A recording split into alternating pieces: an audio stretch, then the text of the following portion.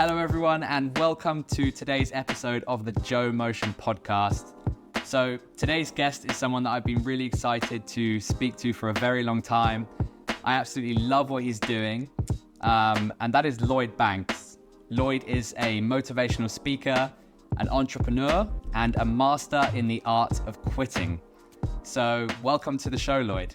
Thank you so much, man. I appreciate it. And the audience doesn't know this, but I've been so mean to Joe, and I've somehow with my old age I've screwed up this thing like at least twice, if not three times. So I was already thrilled to be here, Joe, and now I'm extra thrilled to be here because I feel like I've screwed it up. So let's get real big today. Absolutely, I'm so grateful to have you here, man. So first of all, maybe you could introduce yourself and just talk a little bit more in detail about what you do and this concept of quitting. Absolutely.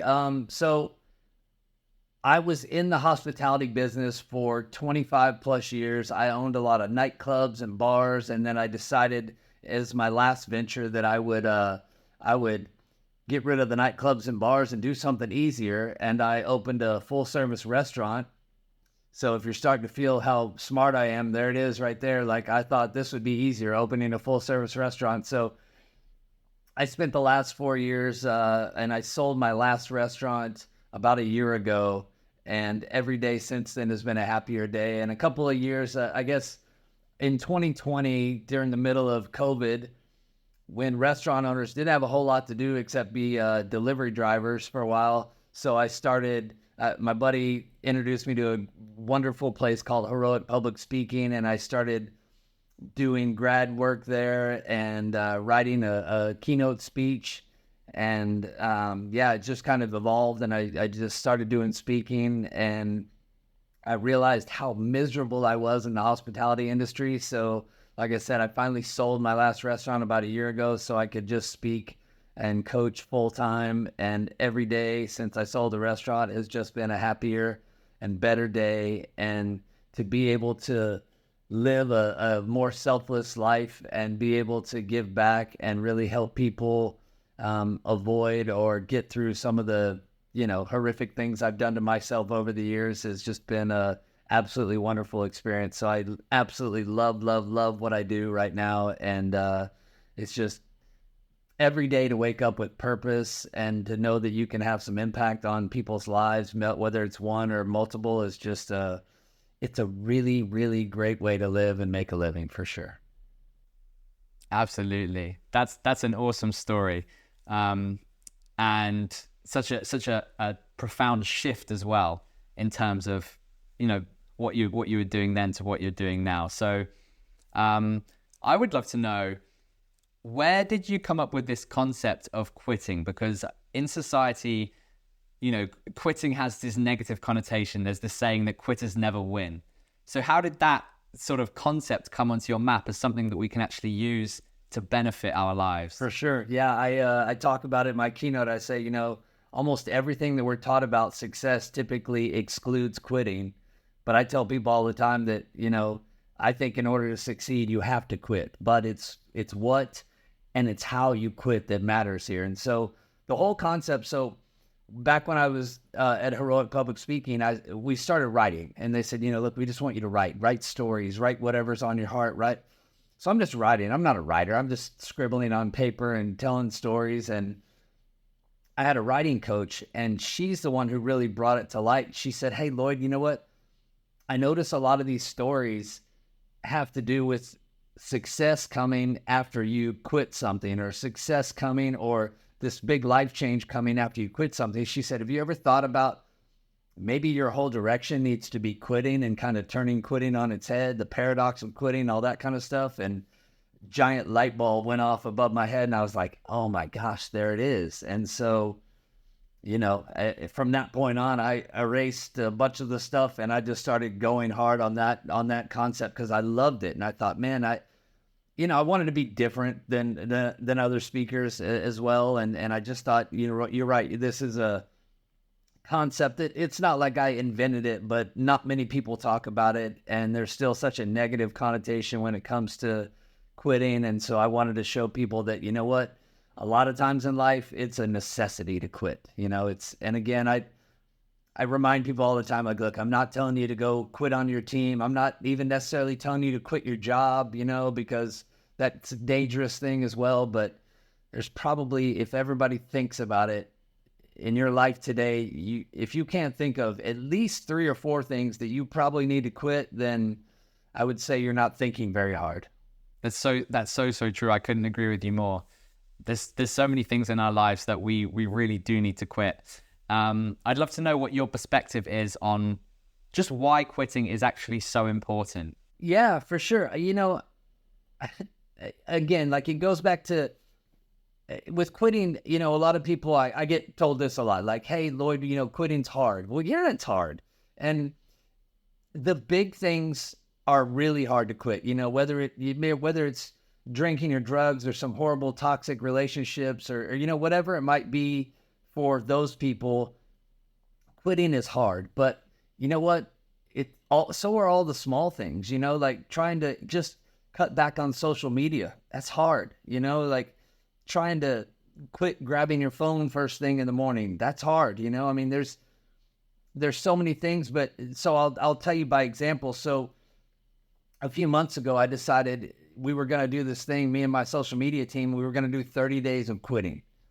And so I was challenged with, hey, why don't me do 30 days of quitting, and don't just tell people about quitting, you quit 30 things in 30 days. And I was like, yeah, no problem. And it seemed easier than I thought. Now, it got really hard when you get up for a while, because you're like, all right, hey, man, I got plenty of problems in my life. What do I need to quit? And you start writing things down, and you maybe make it to 15 or 18, and then it starts getting really hard, like, okay, I don't know. So we did a few days that were a little bit, a little more levity and a little bit more comical than serious. But I will tell you, the challenge with not only talking about it, but doing it and quitting those 30 things in 30 days has completely transformed. Even, I thought I was in a really good place before that started. And now I look at it and go, man, I'm in a such better space, headspace, physical, I mean, whatever, all the above. Like, life is so much better by quitting all those things that I quit over those 30 days, just a complete transformation. Yeah, amazing. Thank you so much for sharing that. I'd love to know, in your personal journey, what have been some of the things that you have struggled to quit? Man, there's lots of them.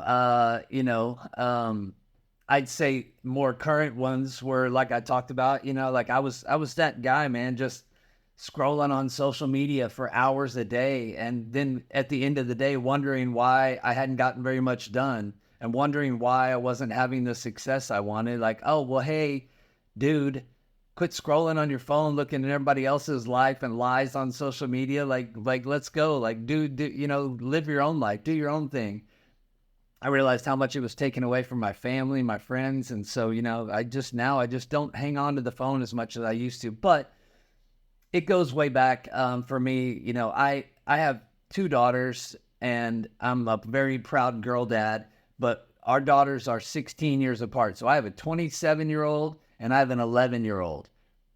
Now, my 27-year-old will tell you that she has an incredible work ethic, and she's not wrong. Like, that girl will work 3 jobs and not even worry about it. And she'll say, like, look, I grew up watching you work. And because back then, when she was growing up, I was working 70, 80, 90 hours a week, because I thought, back then, especially, that was what was going to make me successful. There was the whole grind. We got to grind. And that was the whole thing back then. And I thought that was true. And so I was an incredibly good provider for my family, but I was pretty awful at everything else, So I'm really glad that I've given her a strong work ethic, maybe too strong, because now I can't get her to slow down. And I keep reminding her that that's what it was like for me. But quitting those things and quitting those crazy hours that I had now with my youngest daughter has just absolutely changed things. Getting out of the hospitality business, that, again, I was working way too many hours, now I spend so much time at home that, I'm afraid my dogs are tired of me, like I'm here all the time, and I work from home, and it's great. And yes, I travel to go speak and whatnot, but it's, I'm home a lot and I love it. And every day is a better day. But,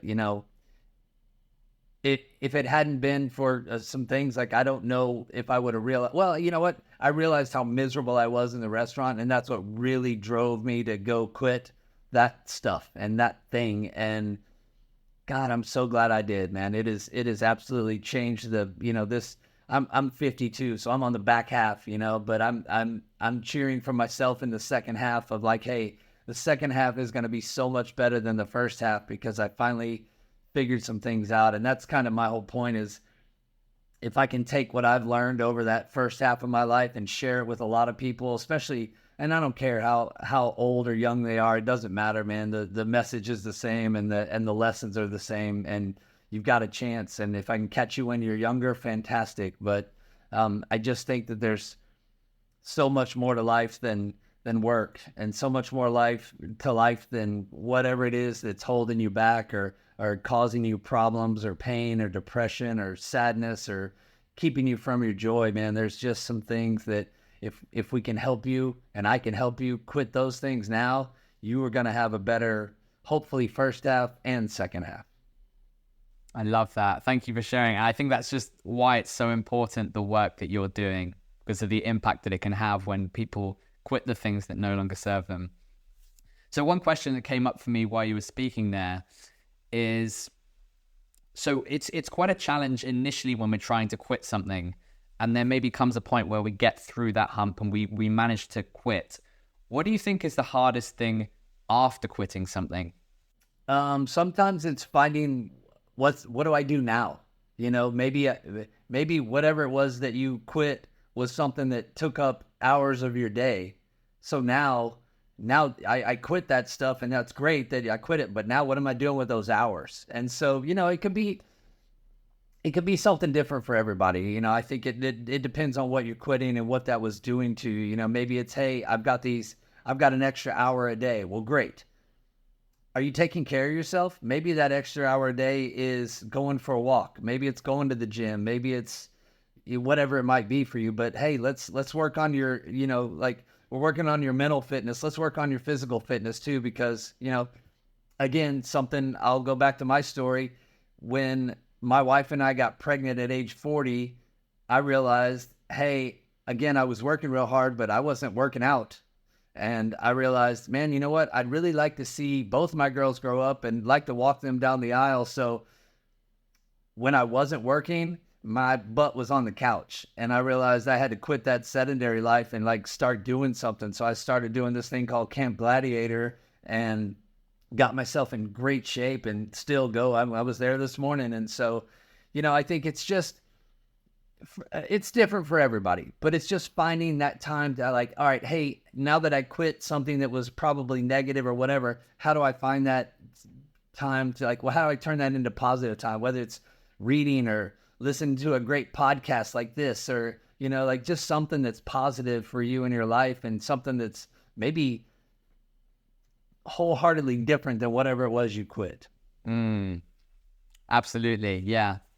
What do you think is the thing that people most struggle with when trying to quit initially? What is the main sort of theme that you see amongst most people? Yeah. So I do a decent amount of one-to-one coaching, and I giggle a lot, because a lot of the people that I coach, so I coach people that really have some struggles, and maybe are kind of in the first chapter of their life, like they, whatever, they're not far out of college, or that maybe on their first or second job, whatever, like they haven't gotten to their peak yet. I also coach some people that are pretty high level executives. And again, the giggle part is that the high level executives are usually the ones that have so many more things that they need to quit, and so many more issues and problems than the younger one who really has, I'm like, man, your problems are hard for you, but really these are going to be easy. We can knock these out, no problem. The high level executive who's a little bit more set in their ways, but at least has realized they need to quit something, those are the tough ones. But I think people, they start to figure out hey, I need to quit this. And then they realize like this is hard. And so it's, you know, I tell people a lot to celebrate all the wins. You know, when you're trying to quit something, it's hard. It doesn't matter how small or big it is, it's hard. So make sure you celebrate your wins. And I don't care how small it is, how big it is, celebrate all your wins. And then again, the hardest part is like, hey, when you get that vision of, once you figure out what you need to quit, what does it look like in 3 months, 6 months, a year? What does that look like, smell like, taste like, feel like exactly like I make people get really, really specific with it because I want them to see it, hear it, smell it in their head, you know, and then on the same level, when they start to fall back or, you know, some people don't want to really deal with the reality that they need to quit it, then it's, you know, it's like, all right, let's talk about if you don't quit that, what does life look like, taste like, smell like, feel like in 3, 6 months, a year, 5 years, you know? Like, where are you? And it's not hard for them to realize like, oh, well, you know, who knows? If I don't quit, I'm divorced, I'm unhappy, I'm dead.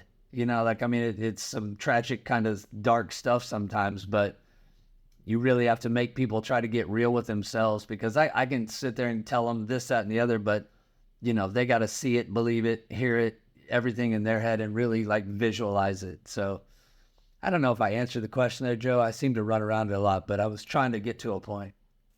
No, it's all good. I really love what you're talking about how we can use our future as a frame of reference for what we're doing now and how that adds value to this moment, because sometimes we get so caught up in what it is that we're doing right now and we feel like we're so in the thick of it. It's almost like we've got our blinders on.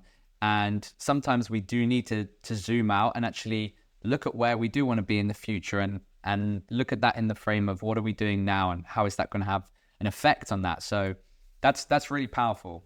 I'd love to know, what is the most resistance you've ever seen someone have to quitting something in all of your experience with it? I'll tell you, I don't know if it's the most, but I'm dealing with one right now that is baffling me, and I'm struggling with one of my clients, and he is a divorced male, 53, I believe, and since he got divorced a few years ago, he has managed to figure out how to meet and date almost every toxic female, I think, on the planet. And he just, you know, we've talked about it, and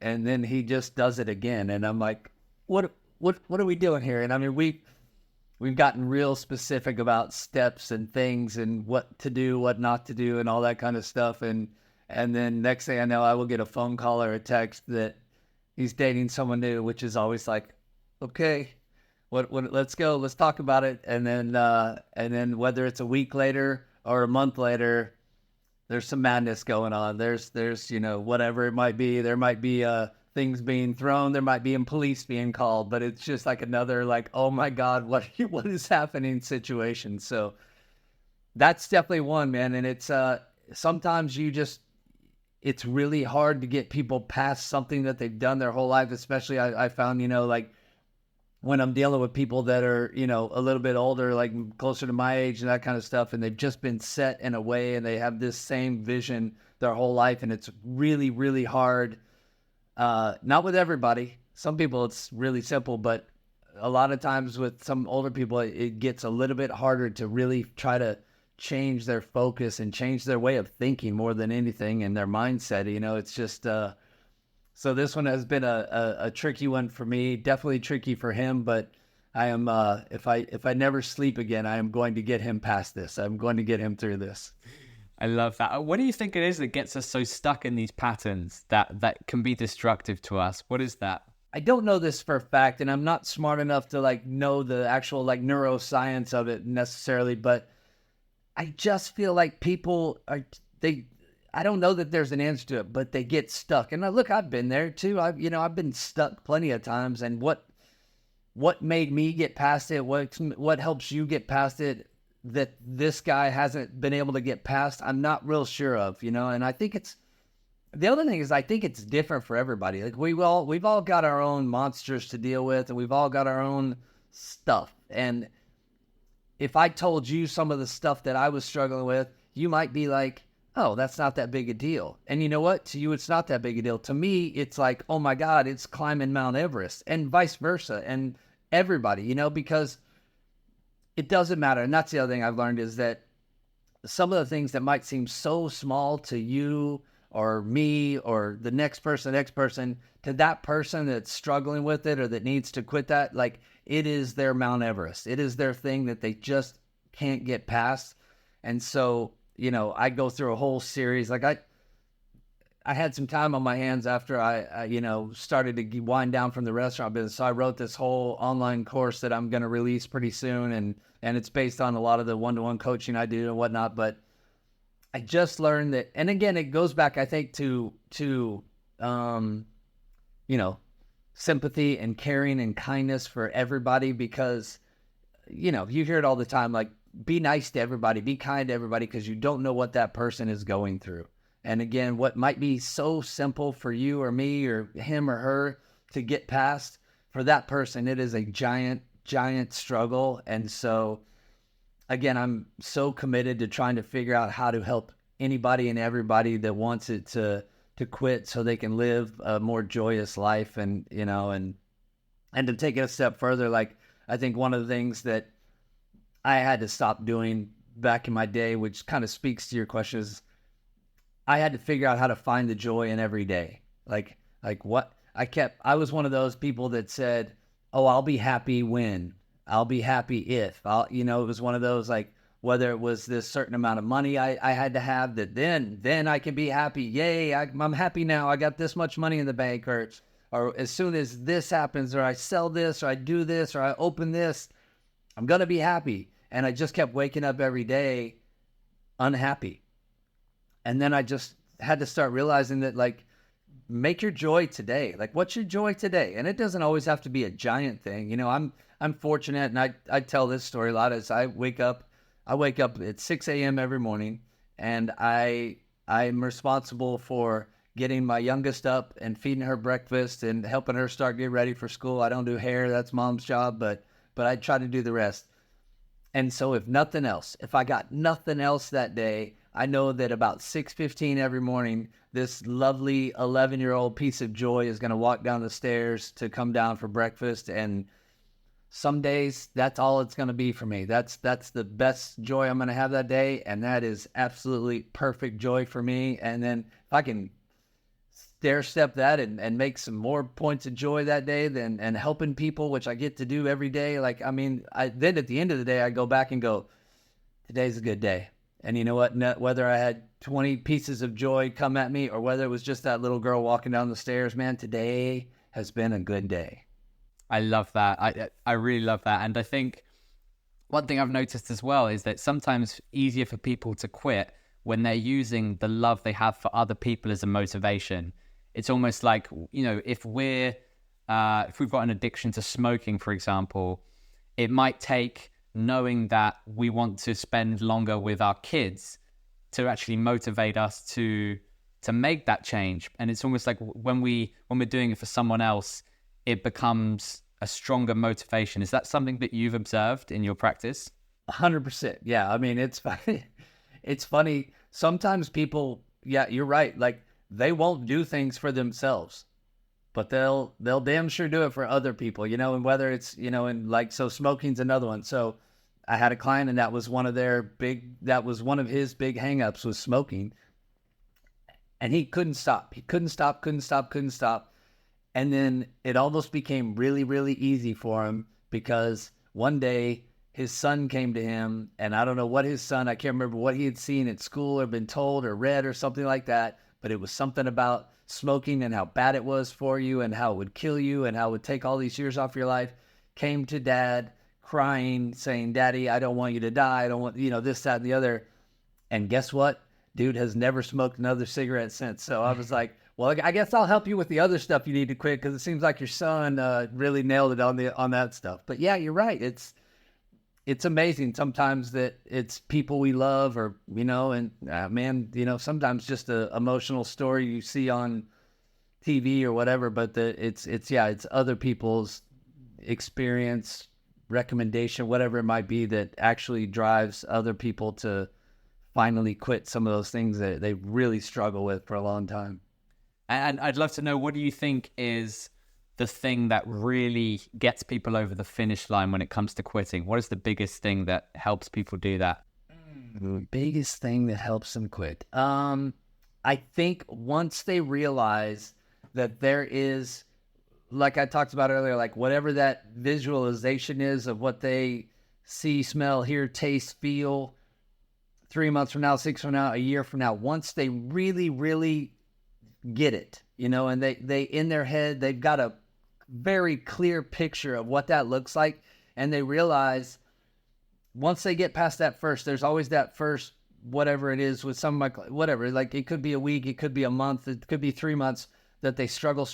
But once they really, really start, that starts to set in, and I keep reminding them of remember what you told me. And I read it back to them. Like, this is what you said. It looked like, tastes like, smelled like, felt like, remember that. And then once they really get that in their head, and then they realize now all of a sudden they've had some steps, and we've got to celebrate a few wins towards those, on those steps, because they succeeded getting closer. And then all of a sudden, I don't want to say it becomes easy, because it's never easy, but then when they start to realize that it's possible, and they start to realize that, oh my God, I can do this, and I'm closer to that now than I was when I started. And so I just got to keep going. And boy, it starts to change. And that's what I notice with people. Like, I see this, like it's a struggle. And it's really hard. And there's like things pushing against them, and they're going uphill. And then it's all of a sudden, man, they turn that corner. And it seems like the last few weeks that I work with people, sometimes I feel guilty, like, hey, you sure we need to spend another hour on the phone, because you seem like you've figured it out. Like, you are coasting. You're doing great. And so, yeah, I think it's like anything else, man. It's always hard at first, but you have to be resilient. And that's a big thing that my message, people sometimes think that I'm not for resiliency, and that's completely opposite, because I'm all about resiliency. But it's like, hey, I know I'm going to tell you to quit, but other times I'm going to tell you, no. You need to be resilient right now. You need to keep going. That is not something you need to quit, or this is not when you need to quit. And sometimes it's like, hey, I've got this dream, and I would never tell you to quit your dream, but I might tell you to quit the path that you have, that you're trying to reach your dream, because that path is not working for you, friend. So keep the dream.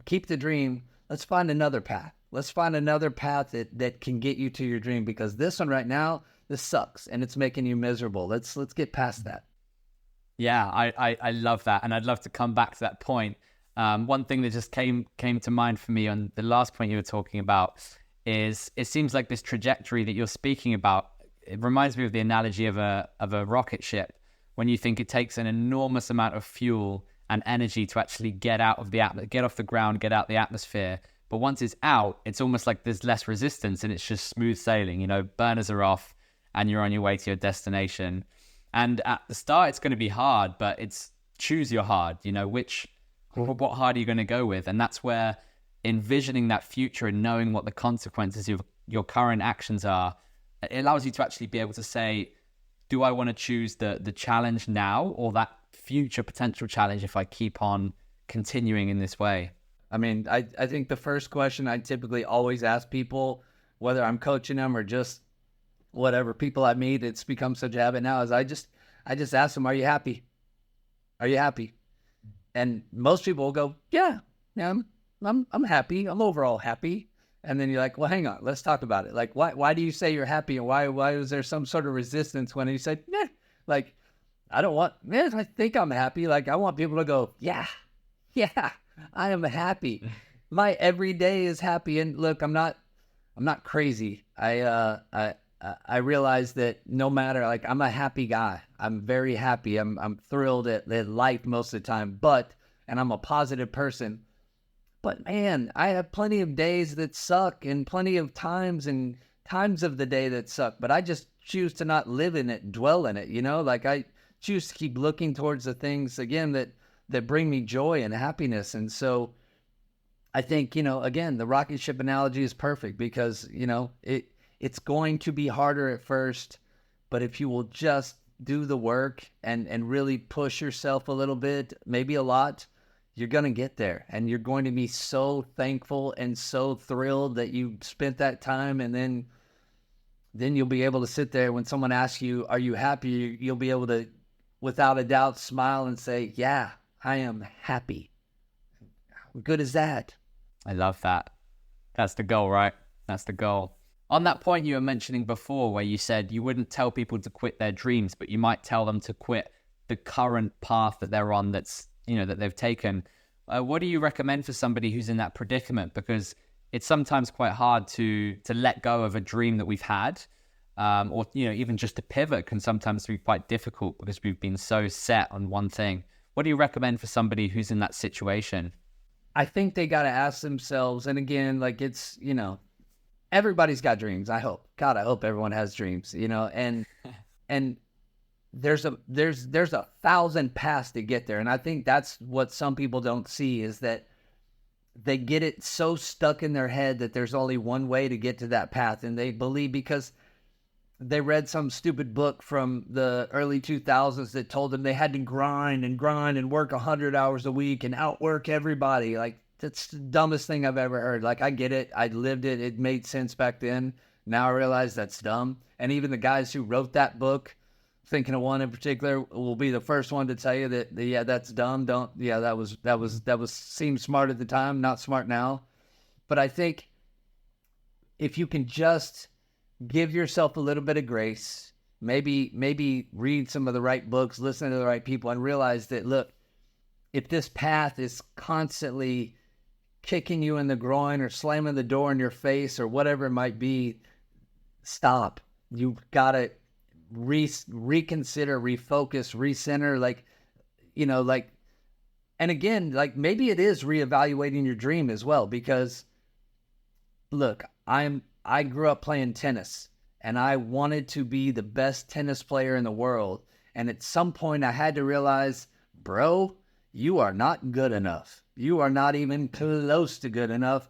Maybe you could be club champion one day, and that's the best you're going to get. So let's get real. So you might have to rethink your dreams and realize, like, is my dream realistic? I mean, who knows? And so, but let's say your dream is realistic. Like, look, okay, if the path, like I said, if the path you've been taking is constantly causing you pain and sorrow and not working, and you just realize, like, man, I don't know if I'm ever going to get there this way. Well, then look, stop, think about it.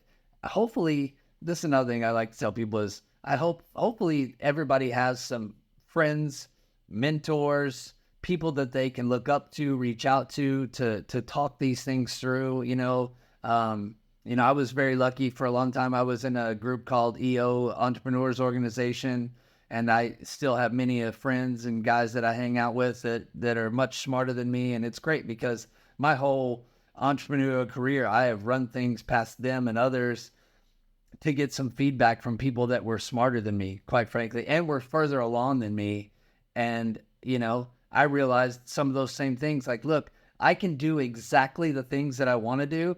I was just going about it the wrong way, And then once I realized there was a different path, not only did I get to the dream, I got there so much faster than I ever thought I could, So it's just, sometimes you just got to stop and reevaluate when it's not working, and reevaluate the whole thing, reevaluate the dream, reevaluate the path, realize there's other paths, keep moving forward. I love that. And what is the signal? What are some of the symptoms that people might be experiencing that might be letting them know that maybe they should be doing that? If you wake up every day and you feel like, okay, what's today going to bring? What's the punch in the face, the kick in the groin, the slamming door in my face? What is it today that's going to happen that's going to set me back, or is it are you constantly taking the one step forward, 3 steps back, and I think if you have enough of those days, enough of them, and that maybe that's a week's worth, probably not, but maybe a month's worth, maybe 6 months worth, maybe a year's worth, at some point you just got to open your eyes and say, this is not working. this is not working. And I think depending on your dream and all that kind of stuff and what you're going, what you're trying to do and where you're trying to get, it could be anything. Like I said, it could be a day, it could be a week, it could be a year, but it's opening your eyes and just really thinking about it long enough to say, all right, I don't know if I can get there. Believe in yourself, but I don't know if I can get there, but I know I'm not going to get there this way. Got to try something new. That's such a good point. I think intuition has a big part to play in that as well, right? At first the intuition will whisper, and then it gets to a point where it will be shouting at you. Yeah, for sure. Yes, absolutely. Yeah. Wakes you up in a cold sweat shouting at you. Yeah, you're right. That's it. Well, before, when you were talking about, mentors and people that have helped you on your journey, one thing that came up to mind for me, has there been any books that have really helped you on this journey or shifted your perspective on this journey? There's probably a few. I'm letting glance. There's probably a few. I'm thinking. So I'll use this opportunity to talk about one of my buddies. His name is Damon West, and Damon is an incredibly successful speaker and author. And I've known Damon since he was in college. And Damon used to come to my bars when he was in college. And I used to always tell people, like, man, that guy is going to be the president of the United States. He's just so slick and smart. And he's just, man, that guy, he would throw parties at one of my clubs, my biggest club. He would throw parties on a Monday night and pack that place full of 700 college kids. And I'm like, I don't know what he does or how he does this, but I would hand him a chunk of money at the end of the night and say, thank you. And then Damon went through some tough times, and Damon got hooked on meth. And Damon went to prison, what was going to be a life sentence. And through the grace of God and some real luck, he got out after 8 years. And he turned himself into one of the most incredible speakers I've ever had the fortune to hear. And then an author, and he hooked up with John Gordon, and he wrote this book called The Coffee Bean. And it is unbelievable. And then he did first of all, Damon's life story, which was called The Change Agent, is incredible. And I knew a lot of his story. So reading it, I felt like, oh, okay, I understand a lot of this. But my gosh, the story is insane and incredible. And they are in talks to possibly make some of it into a movie, which they should, because it would be awesome and inspirational. But yeah, he did the Change Agent. He did The Locker Room. He wrote another book with John Gordon. And I tell you, man, Damon's whole series of books, Damon himself is just one of the most incredible humans that you'll ever meet. It's so inspirational. He's been, it went from back in college, I felt like I was trying to help him along. And now I'm like texting Damon all the time, like, dude, Obi-Wan, give me some more knowledge. Like, I mean, he's just that good a guy. And he has a great thing. I believe it was in prison. They asked him, the parole board, when he was looking to get out, they said, what do you want to do? What do you want to do if you get out of here? And he basically told them, I want to be useful. I want to be useful.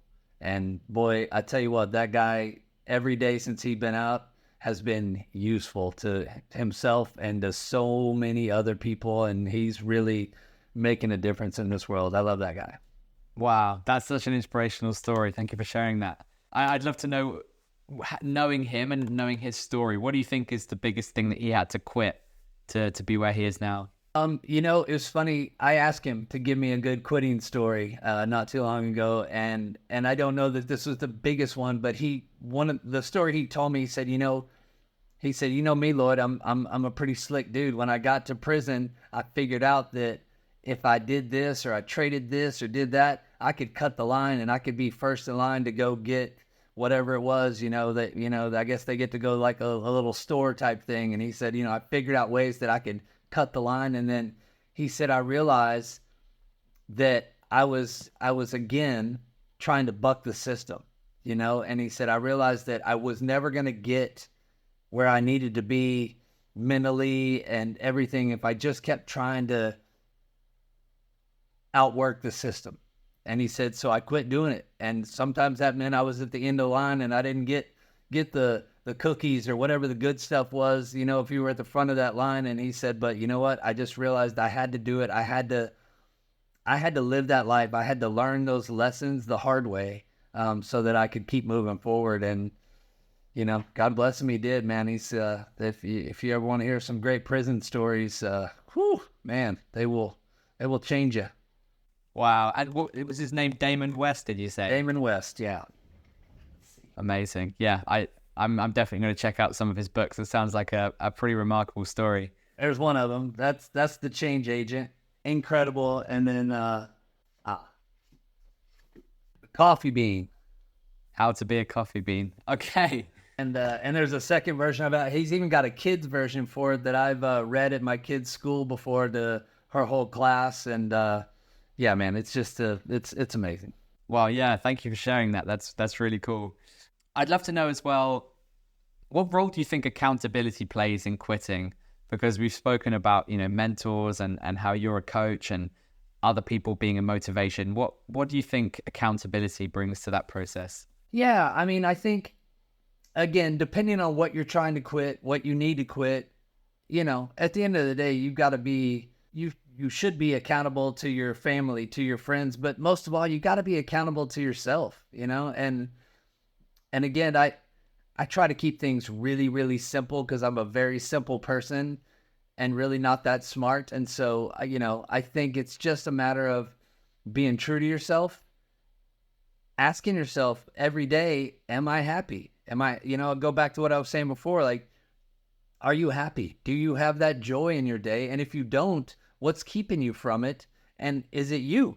Are you the big problem?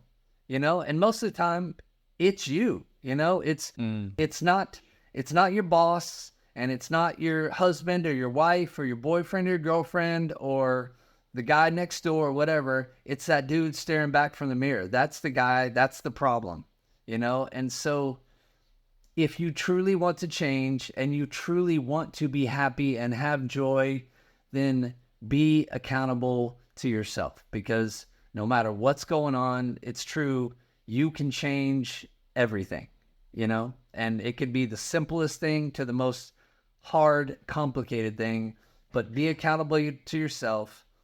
Be accountable to others, you know? Like I every day, I know that I am accountable to my wife and my kids and my family and my friends and God and my church, you know, like I'm accountable for all that, you know? If I screw up or make a mistake or do this or do that, like that's on me. Nobody else, it's on me.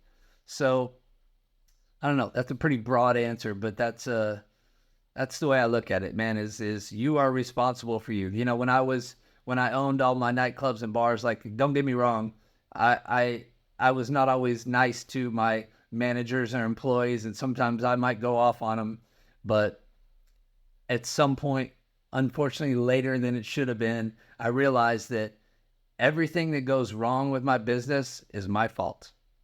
It's my fault. And people are like, well, no, how could it be your fault? You didn't go back there and do that. Yeah. But you know what? I hired that person, or I did that, you know, or I made that decision or whatever. And so I got to a point where I realized that I am accountable for all this stuff. And it's just like life. That's so huge. I can't even express how big that is, because when we step in and take responsibility for our role to play in a problem in our life, we're actually then empowering ourselves, because if we're blaming something or someone else, we're giving them the power. And it's easy to do that because we then waiver responsibility, and we have to, you know, we can keep running the same pattern without knowing that we're the problem. And so that's just, yeah, that's so important. Thank you for mentioning that. We have to take responsibility. Everybody's real good to blame somebody else. It's real quick. It's real easy to say, oh man, I didn't do that. Joe was supposed to do that, or whatever, you know, like everybody's real quick to blame somebody else, or it's somebody else's fault. But look, at the end of the day, man, like, ask yourself, be real, take some responsibility, and realize it's okay. If you screwed it up, it's okay. Go to bed, wake up, do better tomorrow. Do better. Oh, I love that. That's really powerful as well. Thank you for sharing that.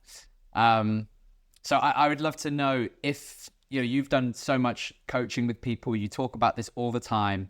If there's people listening to this who are really struggling to quit something, could you just lay some steps out for them that they can take to to set them up for the best chance of success in quitting that thing. Yeah, and you know what, for sure. And I didn't talk to you about this before, Joe, and I should have. It's my bad. But I'll go even one step further. I'll tell you a little bit, and then I'm gonna send you a link, and it's a little it's a little 1-page type deal that I invite people like, hey man, this is just you on your own time. Go through this worksheet. It's just kind of like I use it as part of my course, but this is just kind of like a sample, but it's really good, and it'll help you get from where you are stuck and what you may need to quit or whatever. It'll help you get to a point where hopefully you see the path forward. And I'll send you that link so you can share it and, give it away, let people see it and all that. But again, I think the first thing, again, that I ask people all the time, I go back to it. I say, are you happy? And then what is it what is it you need to quit? And then what are those steps? Okay. So let's start small. Again, I asked them, visualize. First of all, visualize. Like, let's again talk about what does your life look like if you quit? What does it look like if you don't quit? And I think that one is the biggest one. That's the one that really gets people to go from here to eyes wide open, like, oh, okay. Because sometimes people have these problems or things they need to quit, and I don't think they realize how huge it is. It's a lot of like, oh, I'll quit tomorrow. I'll quit next week. I'll quit whatever. But then when you ask them to like really get real and look at their life 6 months, a year, 5 years from now, if they don't quit, and then all of a sudden when you start asking them more questions and get real, like then they start seeing it like, oh man, like, because I've gotten this answer plenty of times from clients that are like, what does your life look like if you don't do it? And it's like, hey, I'm whatever. It might be guys that, gals that have a really horrible relationship with food. And they say, oh, well, if I don't, then you know what? I'm probably going to gain 20 more pounds. I'm going to gain 50 more pounds. I'm probably, my diabetes is going to get worse. I'm dead, and when someone tells you that they see themselves not on this planet, not on this earth in 5 years, if they don't stop what they're doing, man, that'll shake you as the coach. And hopefully when you say that back to them, play that back to them, they go, okay, I see now. Like I would like to watch my children grow up, I'd like to, whatever it might be for them. So yeah, I think that's, I think the first steps are just visualization, just realizing the upside and the downside of quitting. Yeah, absolutely. And then are there any tools that you have for how people can actually start quitting, on a daily basis? Yeah, again, I keep going back to this worksheet and there's a reason why. And so there's some things that like I have people write, and because again, whether you're working with me or another coach or whatever, like we're not going to be there every day to get you through every minute of your day. Sometimes you got to figure this stuff out on your own. And so I would tell people again, a lot of times take those steps, write down the visualization part of it, write down, be incredibly specific about what it is. And then also I would tell you that you're going to write down a bunch of stuff that's going to hurt and it's going to feel bad and it's not going to be great. You're going to start to you're going to feel yourself reaching into that sad part of your life that you're trying to change. And so then what you got to do, one of the things I tell people to do every day, and look, I wasn't that guy who wrote down in a journal. I didn't do that very often. And then I started doing it. And when I started doing it, at the end of every day, I would write 3 things that I was happy for that day. And they could be the smallest thing in the world. I mean, whatever. I saw the sunrise. I watched a great episode of this day. I read part of my book, whatever. It could be the absolute smallest thing in the world, or it could be the biggest thing. I don't know how your day goes, but always celebrate 3 things every day. Just at least 3 things, celebrate them, give yourself a chance right before you go to bed. to celebrate some stuff and go to bed happier with a sense of joy of like, okay, hey, you know what? No matter how bad this day was, I had these 3 things that I could kind of hang my hat on before I go to bed tonight. And so don't let yourself go to bed feeling sad, mad, like you failed the day. No, no, no, no. There's got to be 3 things that you got through, and it's fine. You're gonna be fine. I love that. That's such a powerful practice. Yeah. And in those moments where people feel like they're maybe about to fall back on something that they want to quit, what do you recommend in those moments? Resiliency, again, like, hey, look, I get it, but think about, again, I'll keep going back to that, but keep going back to, if you decide you're not going to quit this today and you're just going to keep going down this trek of where you know it's not leading to happiness, what does that life look like? How you think you're unhappy today? Let's talk about what it looks like 6 months from now when your wife or your husband leaves you, or again, God forbid, you are not amongst the living anymore and don't have a chance anymore. So be real with yourself. And it's going to get hard, and you are going to absolutely want to quit trying to quit. So it's an interesting spin, but you just gotta stop. Look at why you started doing this, why you went down this path anyway of trying to quit these things. Why did I get started?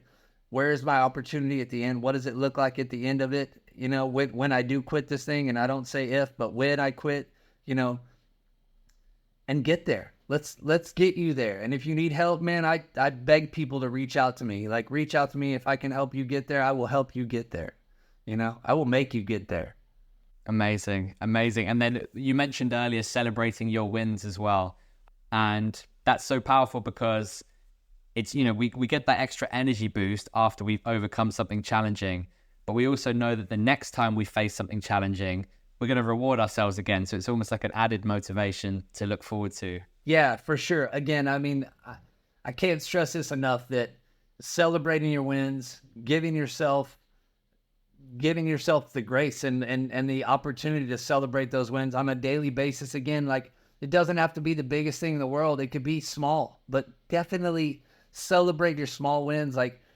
This whole path to quitting, it can't just be a beat down on you all the time. You've got to enjoy some of it. Enjoy the wins, the little wins. It doesn't matter, because every day, I promise, you're going to have some little wins, some little pieces of joy every day to celebrate. And then you know what? You celebrate them, and then you start going, man, the celebrating stuff is fun. I like this. What can I do tomorrow so that I can celebrate again tomorrow? And then that drives you, and it gets you even more okay, all right, let's go. Let's get up tomorrow with purpose. So tomorrow night, I'm writing in my journal these happy things, and I'm celebrating again that I did this today, and it's just, and then the cycle happens, and then it starts getting a little bit easier and a little bit easier. And then, like you said, it's like the rocket ship, and you get over the hump, and it gets easier, and it gets better.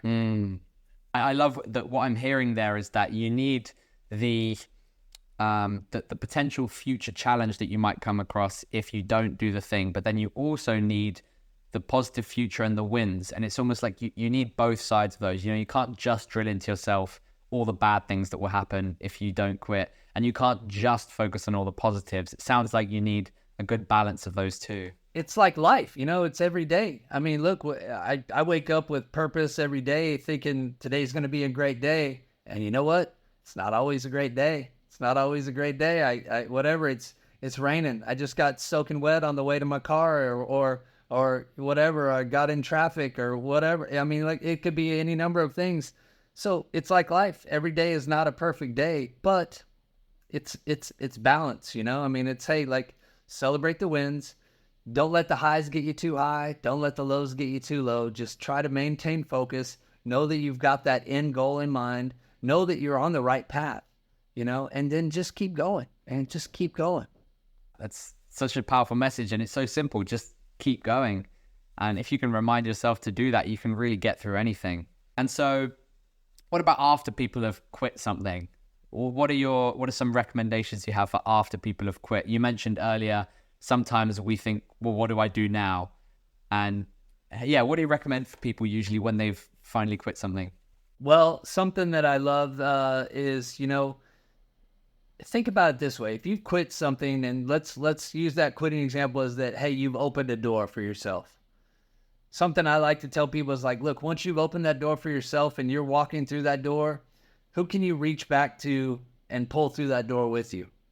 Like I love that because yes, you have some next steps to take, but if you've been struggling with something that you're trying to quit, you probably know or have met some other people that are dealing with the same struggles. So now that you've gotten a little farther along, who can you reach back and help get to that point with you? Help them go through that door with you or right behind you, And so that's probably one of the big ones for me is how can I be selfless? How could I go help others get through the same struggle that I've been through? And then for yourself, look, man, it doesn't matter where we are, what level you're at. There's always, like I said, some of the people that I see that struggle the most are these high level executives who make a lot of money, drive really great cars, live in big houses, but man, they got some struggles. They got plenty of things that they need to quit. So, I don't think anybody's ever going to wake up and say, there's nothing I need to quit today. Life is super smooth and perfect. No, this doesn't happen. That's it. It's a constant state of growth and expansion and evolution. So the last question I was going to ask is, what is your mission? But just before I ask you that, is there anything else you feel compelled to share, whether it's on the topic of quitting or anything else, anything that you feel really cool to share right now? Something I'm all in for, especially in 2024. So I used to talk a lot about work-life balance, because I know I sucked at work-life balance. It was work, work, work, work, work, and then life. Okay, work, work, work, work, work. Okay, life. And then I realized that, okay, so let's say I got myself to work-life balance. Well, what is that? Okay, well, great. Now I'm not working too much. Now I'm not living too much, whatever, and I realized that kind of sucks. Like that's no reward. I don't want work-life balance. I want something bigger, better. And so then this idea of work-life harmony, I was struck with it. And I think I heard it also from someone else, or I at least heard the phrase. I didn't know what they meant by it, but I loved it. I was like, man, work-life harmony. That's what you want. Like, right. Look, don't get me wrong. There's going to be some days that you need to work a little bit harder, stay at the office a little bit longer, put in some extra hours because whatever's going on at work. And guess what? There's also some times that you absolutely need to let yourself crank up the volume on life and go do some living, whether that's taking a day off because you just spent all these extra hours at the office and you kicked ass on some project or whatever it was you did or whatever, but allow yourself also to do the same. Like if you got to do extra hours at work, then great. Do some extra hours at home. You know what? Kick out of work go at lunch one day, be done with the work day and go hang out with your wife or kids or whatever it might be, whatever. So there's got to be a way, these ebbs and flows of work, there's got to be a way that should be harmonious, that they can work together and one can be as good for the other and vice versa. And so I just think balance is such a baseline, but work-life harmony is really what we should all be striving for. How does it all work together to where it just feels good and one can feed the other and they're not fighting each other. I don't know. So work-life harmony is going to be huge for me in 2024 along with quitting, but I'm going to be screaming work-life harmony at people a lot in 2024. That's brilliant. I think that's something that all of us can take into 2024. Really powerful work-life harmony. I absolutely love that. And so, yeah, as promised, I'd love to know, Lloyd, at this moment, what is your mission? My mission is, again, something I say a lot, but I never get tired of saying it, and is just telling people day after day, quit all those things that don't matter so that you can live a life that truly does. I mean, it seems simple in concept, and it is. But if you think about it, just do that for yourself, do that for your family, do that for your people around you, your friends, anybody, strangers, I don't care. But Just quit all those things that don't matter so you can absolutely live this life that you deserve and that you want and you can have. You just got to quit those things that are holding you back. Wow. That's so powerful. So powerful. Before we wrap this up, I'd just love to offer this opportunity for you to let the audience know where they can find you, how they can support you, and all of that stuff. Yeah, for sure. I appreciate it. So my website is lloydspeaks.com, and my name is spelled Lloyd.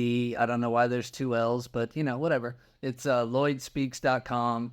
And through my website, you can find me on my socials. Most of my socials are Lloyd Quits or Lloyd Speaks. So yeah, I spend most of my time on Instagram and LinkedIn and yeah, and like I said, I have an online course that's coming out in early 24, and I do one-to-one coaching. But my email address is lloyd@lloydspeaks.com. And so if I can help anybody out there, please don't hesitate for a second to shoot me an email, reach out to me, and let me see if I can help you quit those things that don't matter so you can live a life that truly does.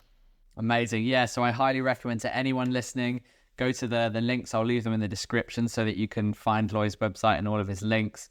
And also I'll drop there the worksheet that you mentioned about quitting as well. I think that's going to be really helpful for people. So make sure to make the most of that if you're listening. And I just wanted to end it, Lloyd, by saying thank you so much for showing up today, for showing up in the work that you do, for inspiring and empowering people to be able to quit the things that don't matter so that they can live a life that does. The work you're doing is so powerful. So thank you. Thank you, brother. I appreciate the opportunity. Thank you for doing what you do, man, because without you and an awesome podcast like this, people like me don't have a chance to share and to really get out to the most people out there and really help the most people that we can. So thank you for doing what you do, man. Thank you for everything. Absolutely. It's my pleasure, man. Thank you so much for coming on. Thank you.